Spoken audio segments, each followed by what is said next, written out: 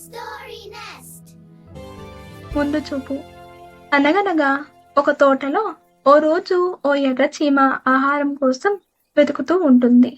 అలా తనకు దొరికిన ఆహారాన్ని తీసుకువెళ్ళి దాచుకునేది. ఇదిలా ఉండగా ఓ మిడత మాత్రం రోజంతా విశ్రాంతి తీసుకుంటూ ఉండేది. చుట్టుపక్కల ఎక్కడ చూసినా పచ్చటి చెట్లు మొక్కలే ఉండేవి. దాంతో మిడత ఇక నాకు ఆహారానికి కొరతే లేదు అనుకుని ఏమాత్రం కష్టపడేది కాదు.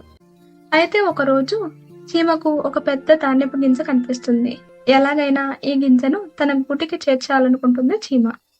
ఆ గింజను అక్కడి నుంచి తీసుకువెళ్ళడానికి చీమ చాలా కష్టపడుతుంది. చీమ కష్టాన్ని చూసిన మిడత నవ్వుతూ, ఎందుకింత కష్టపడుతున్నావు? నాలా విశ్రాంతి తీసుకోవచ్చు కదా అంటుంది.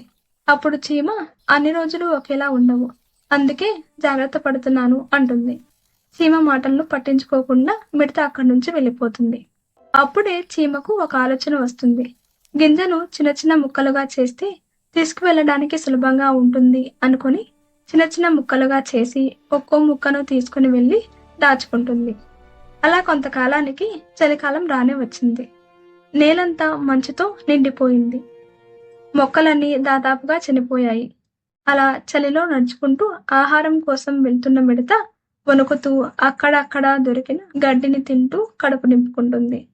మరో పక్క చీమ దగ్గర చలికాలం పూర్తయ్యేంత దాకా కావాల్సిన ఆహారం ఉంటుంది. చూశారు కదా పిల్లలు, సోమరితనం వల్ల తాత్కాలికంగా సంతోషం లభించినా చివరికి ఇబ్బంది పడాల్సి వస్తుంది. అందుకే మనం ఎప్పుడూ చీమలా ముందు చూపుతో ఉండాలి.